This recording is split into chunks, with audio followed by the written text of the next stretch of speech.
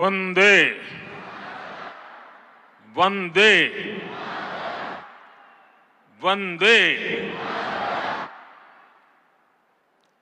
वंदे मातरम एक शब्द, एक मंत्र है, एक ऊर्जा है, एक स्वप्न है, एक संकल्प है। वंदे मातरम ये एक शब्द मां भारती की साधना है, मां भारती की आराधना है। वंदे मातरम ये एक शब्द हमें इतिहास में ले जाता है। यह हमारे आत्मविश्वास को, हमारे वर्तमान को आत्मविश्वास से भर देता है और हमारे भविष्य को ये नया हौसला देता है कि ऐसा कोई संकल्प नहीं, ऐसा कोई संकल्प नहीं जिसकी सिद्धि न हो सके, ऐसा कोई लक्ष्य नहीं जो हम भारतवासी पा न सके।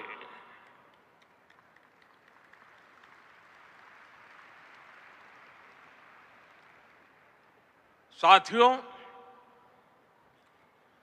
वंदे मातरम के सामूहिक गान का ये अद्भुत अनुभव,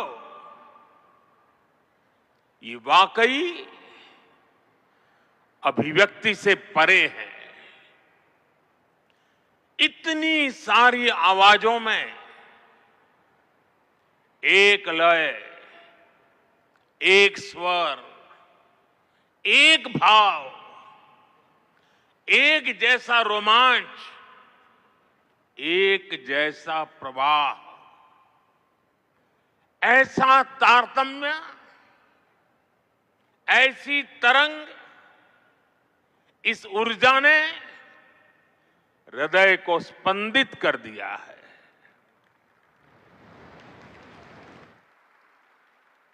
भावनाओं से भरे इसी माहौल में मैं अपनी बात को आगे बढ़ा रहा हूं। मंच पर उपस्थित कैबिनेट के मेरे सहयोगी गजेंद्र सिंह शेखावत, दिल्ली के उपराज्यपाल वीके सक्सेना, मुख्यमंत्री रेखा गुप्ता जी, अन्य सभी महानुभाव, भाई और बहनों, आज हमारे साथ देश के सभी कोने से लाखों लोग जुड़े हुए हैं। मैं उनको भी मेरी तरफ से वंदे मातरम से शुभकामनाएं देता हूं। आज 7 नवंबर का दिन बहुत ऐतिहासिक है। आज हम वंदे मातरम के 150वें वर्ष का महाउत्सव मना रहे हैं। ये पुण्य अवसर हमें नई प्रेरणा देगा, कोटि कोटि देशवासियों को नई ऊर्जा से भर देगा। इस दिन को इतिहास की तारीख में अंकित करने के लिए आज वंदे मातरम पर एक विशेष कॉइन और डाक टिकट भी जारी किए गए हैं। मैं देश के लक्षावधि महापुरुषों को, मां भारती के संतानों को वंदे मातरम इस मंत्र के लिए जीवन खपाने के लिए आज श्रद्धापूर्वक नमन करता हूं और देशवासियों को इस अवसर पर बहुत बहुत बधाई देता हूं। मैं सभी देशवासियों को वंदे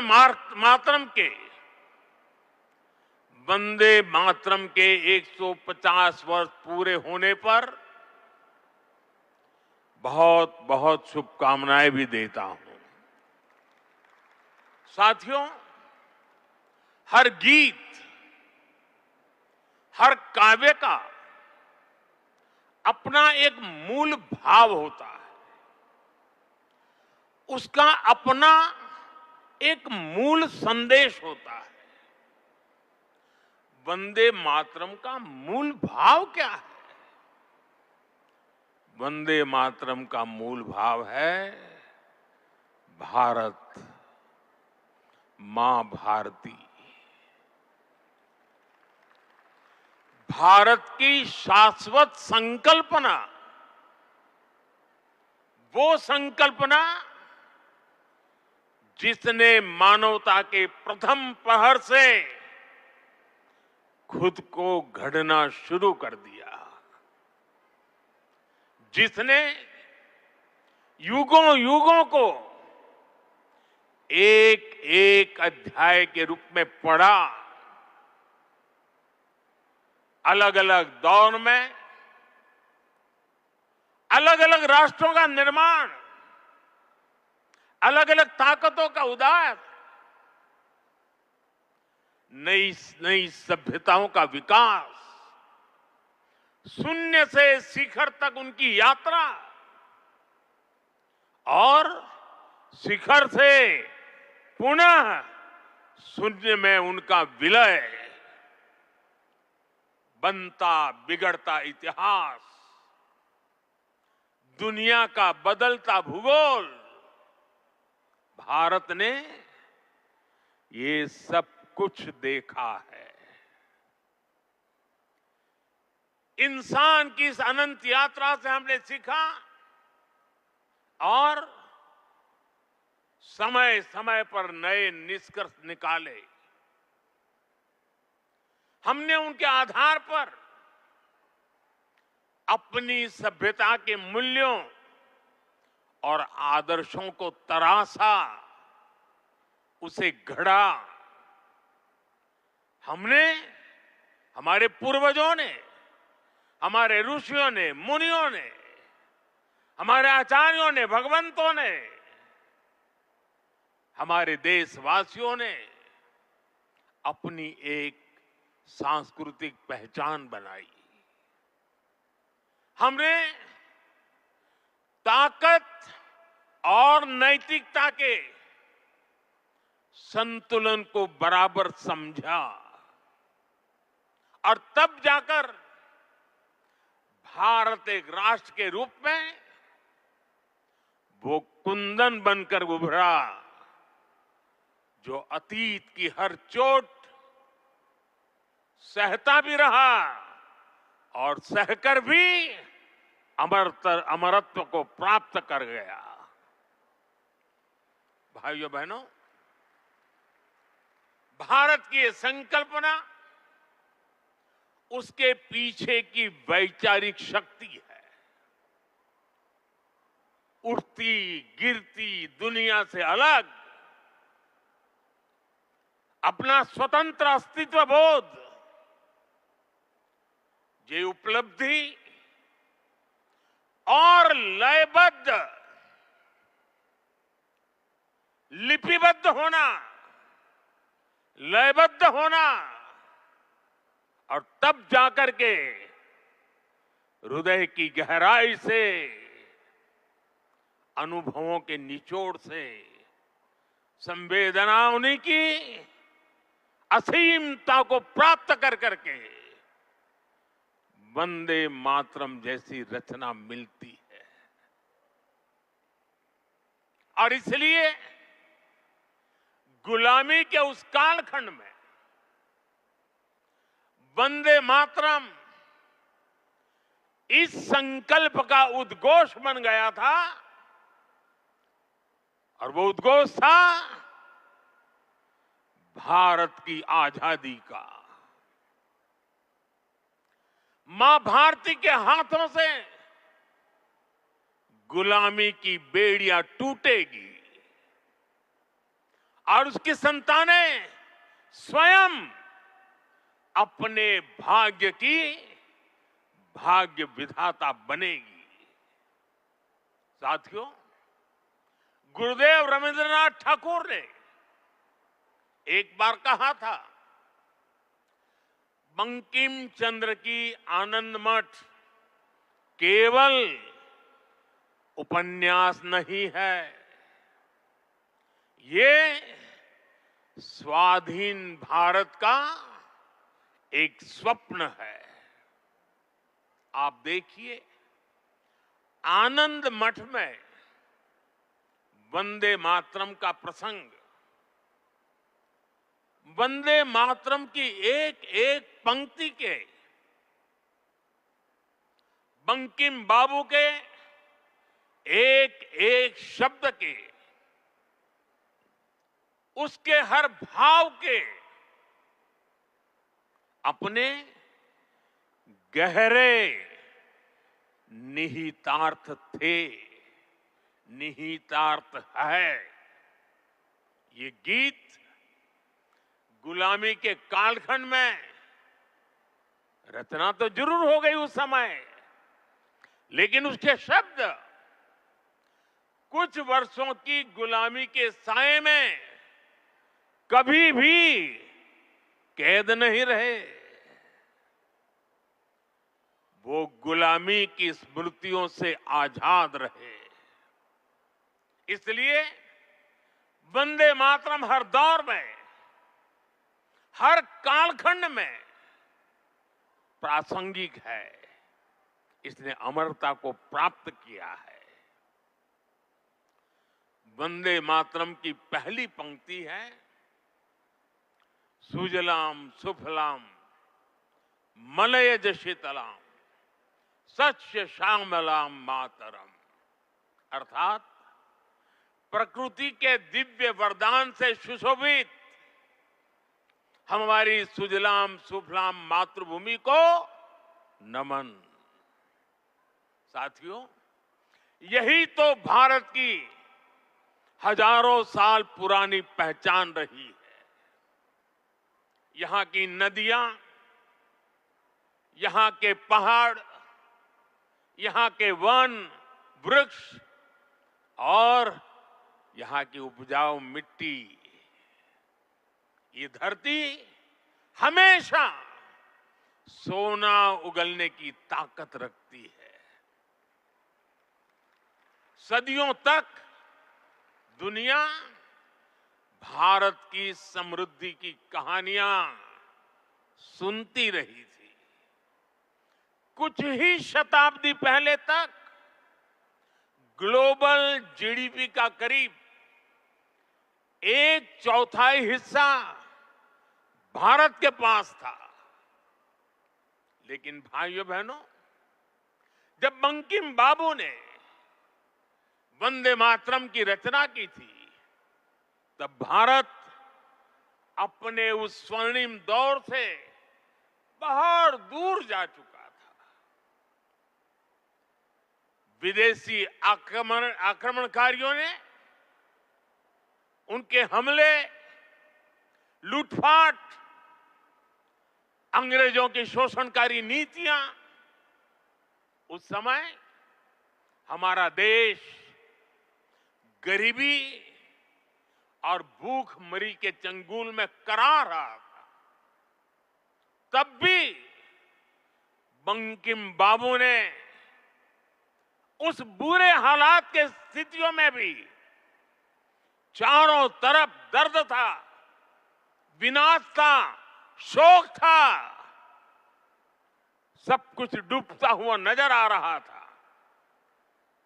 ऐसे समय बंकिम बाबू ने समृद्ध भारत का आह्वान किया, क्योंकि उन्हें विश्वास था कि मुश्किलें कितनी भी क्यों न हो, भारत अपने स्वर्णिम दौर को पुनर्जीवित कर सकता है। और इसलिए उन्होंने आह्वान किया, वंदे मातरम।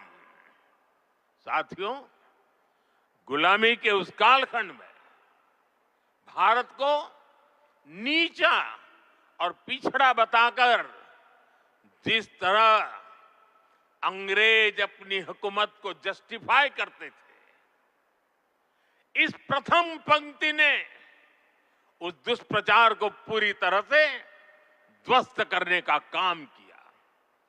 इसलिए वंदे मातरम केवल आजादी का गान ही नहीं बना, बल्कि आजाद भारत कैसा होगा, वंदे मातरम ने वो सुजलाम सुफलाम सपना भी करोड़ों देशवासियों के सामने प्रस्तुत किया।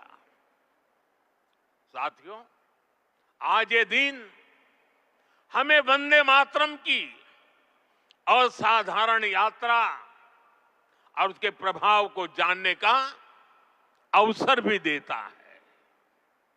जब सन 1875 में बंकिम बाबू ने बंग दर्शन में वंदे मातरम प्रकाशित किया था, तो कुछ लोगों को लगता था कि ये तो केवल एक गीत है, लेकिन देखते ही देखते वंदे मातरम भारत के स्वतंत्रता संग्राम का कोटि कोटि जनों का स्वर बन गया। एक ऐसा स्वर जो हर क्रांतिकारी की जबान पर था, एक ऐसा स्वर जो हर भारतीय की भावनाओं को व्यक्त कर रहा था। आप देखिए, आजादी की लड़ाई का शायद ही ऐसा कोई अध्याय होगा जिससे वंदे मातरम किसी न किसी रूप से जुड़ा नहीं था। 1896 में गुरुदेव रवींद्रनाथ ठाकुर ने कोलकाता अधिवेशन में वंदे मातरम गाया। 1905 में बंगाल का विभाजन हुआ। ये देश को बांटने का अंग्रेजों का एक खतरनाक एक्सपेरिमेंट था, लेकिन वंदे मातरम उन मंसूबों के आगे चट्टान बनकर के खड़ा हो गया। बंगाल के विभाजन के विरोध में सड़कों पर एक ही आवाज थी, वंदे मातरम। साथियों, बरिसाल अधिवेशन में जब आंदोलनकारियों पर गोलियां चली, तब भी उनके होठों पर वही मंत्र था, वही शब्द थे, वंदे मातरम। भारत के बाहर रहकर आजादी के लिए काम कर रहे वीर सावरकर जैसे स्वतंत्र सेनानी, वो जब आपस में मिलते थे तो उनका अभिवादन वंदे मातरम से ही होता था। कितने ही क्रांतिकारियों ने फांसी के तख्त पर खड़े होकर भी वंदे मातरम बोला था।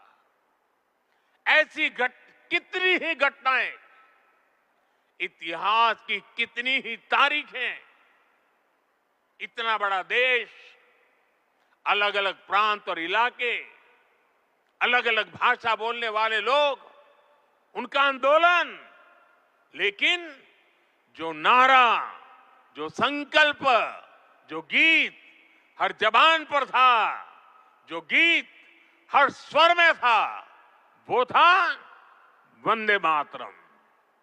इसलिए भाइयों बहनों, 1927 में महात्मा गांधी ने कहा था, वंदे मातरम हमारे सामने संपूर्ण भारत का ऐसा चित्र उपस्थित कर देता है जो अखंड है। श्री अरविंदो ने वंदे मातरम को एक गीत से भी आगे उसे एक मंत्र कहा था। उन्होंने कहा, ये एक ऐसा मंत्र है जो आत्मबल जगाता है। भिकाजी कामा ने भारत का जो ध्वज तैयार करवाया था, उसमें बीच में भी लिखा था वंदे मातरम। साथियों, हमारा राष्ट्र ध्वज समय के साथ कई बदलावों से गुजरा, लेकिन तब से लेकर आज तक हमारे तिरंगे तक देश का झंडा जब भी फहरता है तो हमारे मुंह से अनायास निकलता है, भारत माता की जय, वंदे मातरम। इसलिए आज जब हम उस राष्ट्र गीत के 150 वर्ष मना रहे हैं, तो ये देश के महान नायकों के प्रति हमारी श्रद्धांजलि है और ये उन लाखों बलिदानियों को भी श्रद्धापूर्वक नमन है जो वंदे मातरम का आह्वान करते हुए फांसी के तख्त पर झूलते हुए, जो वंदे मातरम बोलते हुए कोड़ों की मार सहते रहे, जो वंदे मातरम का मंत्र जपते हुए बर्फ की सिल्लियों पर अड़ीग रहे। साथियों, आज हम 140 करोड़ देशवासी ऐसे सभी नाम अनाम गुमनाम राष्ट्र के लिए जीने मरने वालों को श्रद्धांजलि देते हैं, जो वंदे मातरम कहते हुए देश के लिए बलिदान हो गए, जिनके नाम इतिहास के पन्नों में कभी दर्ज ही नहीं हो पाए। साथियों, हमारे वेदों ने हमें सिखाया है, माता भूमि ही पुत्रो अहम पृथ्व्याः, अर्थात ये धरती हमारी मां है, ये देश हमारी मां है, हम इसी की संतानें हैं। भारत के लोगों ने वैदिक काल से ही राष्ट्र की इसी स्वरूप में कल्पना की, इसी स्वरूप में आराधना की। इसी वैदिक चिंतन से वंदे मातरम ने आजादी की लड़ाई में नई चेतना फूंकी। साथियों, राष्ट्र को एक जियो पॉलिटिकल एंटिटी मानने वालों के लिए राष्ट्र को मां मानने का विचार हैरानी भरा हो सकता है, लेकिन भारत अलग है। भारत में मां जननी भी है और मां पालनहारिणी भी है। अगर संतान पर संकट आ जाए तो मां संहारकारिणी भी है। इसलिए वंदे मातरम कहता है, अबला के नमाए तबले बहुबल धारिणी नमामि तारिणी रिपुदल वारिणी वंदे मातरम, वंदे मातरम। अर्थात अपार शक्ति धारण करने वाली भारत मां संकटों से पार भी कराने वाली और शत्रुओं का विनाश भी कराने वाली है। राष्ट्र को मां और मां को शक्ति स्वरूपा नारी मानने का ये विचार, इसका एक प्रभाव ये भी हुआ कि हमारे स्वतंत्रता संग्राम स्त्री पुरुष सबकी भागीदारी का संकल्प बन गया। हम फिर ऐसे भारत का सपना देख पाए जिसमें महिला शक्ति राष्ट्र निर्माण में सबसे आगे खड़ी दिखाई देगी। साथियों, वंदे मातरम आजादी के परवानों का तराना होने के साथ ही इस बात की भी प्रेरणा देता है कि हमें इसे आजादी की रक्षा कैसे करनी है। बंकिम बाबू के पूरे मूल गीत की पंक्तियां हैं, तम ही दुर्गा 10 प्रहरण धारिणी कमला कमल दल विहारिणी वाणी विद्यादायिनी नमामि त्वम नमामि कमलाम अमलाम अतुलाम सुजलाम सुबलाम मातरम वंदे मातरम। अर्थात भारत माता विद्यादायिनी सरस्वती भी है, समृद्धि दायिनी लक्ष्मी भी है और अस्त्र शस्त्रों को धारण करने वाली दुर्गा भी है। हमें ऐसे ही राष्ट्र का निर्माण करना है जो ज्ञान विज्ञान और टेक्नोलॉजी में शीर्ष पर हो, जो विद्या और विज्ञान की ताकत से समृद्धि के पर शीर्ष पर हो और जो राष्ट्रीय सुरक्षा के लिए आत्मनिर्भर भी हो।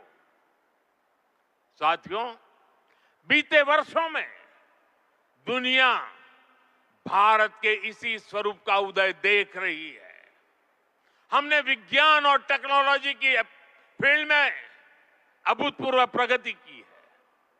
हम दुनिया की 5वीं बड़ी अर्थव्यवस्था बनकर उभरे और जब दुश्मन ने आतंकवाद के जरिए भारत की सुरक्षा और सम्मान पर हमला करने का दुस्साहस किया तो पूरी दुनिया ने देखा नया भारत मानवता की सेवा के लिए अगर कमला और विमला का स्वरूप है तो आतंक के विनाश के लिए 10 प्रहरण धारिणी दुर्गा भी बनना जानता है। साथियों, वंदे मातरम से जुड़ा एक और विषय है जिसकी चर्चा करना उतना ही आवश्यक है। आजादी की लड़ाई में वंदे मातरम की भावना ने पूरे राष्ट्र को प्रकाशित किया था, लेकिन दुर्भाग्य से 1937 में वंदे मातरम के महत्वपूर्ण पदों को उसकी आत्मा के एक हिस्से को अलग कर दिया गया था। वंदे मातरम को तोड़ दिया गया था, उसके टुकड़े किए गए थे। वंदे मातरम के इस विभाजन ने देश के विभाजन के बीज भी बो दिए थे। राष्ट्र निर्माण का ये महामंत्र, इसके साथ ये अन्याय क्यों हुआ, ये आज की पीढ़ी को भी जानना जरूरी है, क्योंकि वही विभाजनकारी सोच देश के लिए आज भी चुनौती बनी हुई है। साथियों, हमें इस सदी को भारत की सदी बनाना है। ये सामर्थ्य भारत में है, ये सामर्थ्य भारत के 140 करोड़ लोगों में है। हमें इसके लिए खुद पर विश्वास करना होगा। इस संकल्प यात्रा में हमें पथ भ्रमित करने वाले भी मिलेंगे, नकारात्मक सोच वाले लोग हमारे मन में शंका संदेह पैदा करने का प्रयास भी करेंगे। तब हमें आनंद मठ का वो प्रसंग याद करना है। आनंद मठ में जब संतान भवानंद वंदे मातरम गाता है तो एक दूसरा पात्र तर्क वितर्क करता है। वह पूछता है कि तुम अकेले क्या कर पाओगे। तब वंदे मातरम से प्रेरणा मिलती है। जिस माता के इतने करोड़ पुत्र पुत्री हो, उसके करोड़ों हाथ हो, वो माता अबला कैसे हो सकती है। आज तो भारत माता की 140 करोड़ संतान है, उसके 280 करोड़ भुजाएं हैं। इनमें से 60% तो से भी ज्यादा तो नौजवान है। दुनिया का सबसे बड़ा डेमोग्राफिक एडवांटेज हमारे पास है। ये सामर्थ्य इस देश का है। ये सामर्थ्य मां भारती का है। ऐसा क्या है जो आज हमारे लिए असंभव है? ऐसा क्या है जो हमें वंदे मातरम के मूल सपने को पूरा करने से रोक सकता है? साथियों, आज आत्मनिर्भर भारत के विजन की सफलता,